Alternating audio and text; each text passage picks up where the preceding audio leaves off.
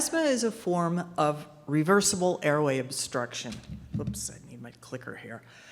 Like many diseases in the United States, the rates of asthma vary across racial ethnic groups, with Black communities experiencing among the highest rates of asthma at 10%.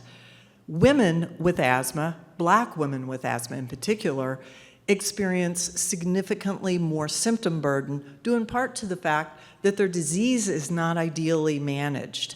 As a result, that contributes to the fact that people in the Black community are 2 to 3 times more likely to die of asthma than their white counterparts.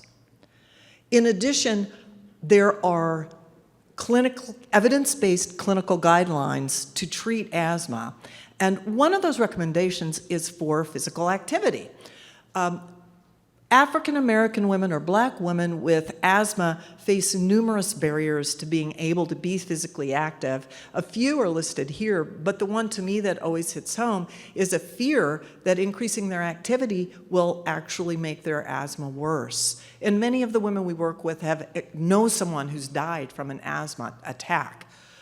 There are clinical-based guidelines. Oh, I've already said that, I'm sorry. A colleague of mine, Dr. Sharmili Nayanheis at the University of Chicago, and I were curious if walking was a sufficient activity to impact asthma outcomes.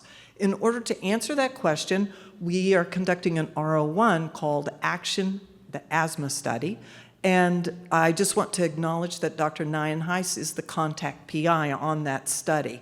Women from UI Health and U of Chicago are recruited. They initially receive asthma education that includes information on how to safely exercise. In addition, they receive a Fitbit. We monitor the steps that they receive, the Fitbit communicating with an online platform, as well as that platform allows us to send text messages. We've got health coaches who monitor their baseline levels of number of steps per week, and then will increase the goal for number of steps by 150 steps a day on average each week subsequently, as long as they meet the goal in the prior week. We obviously make adjustments and slow down the rate of increasing those goals for women that may become ill or have any challenges with that.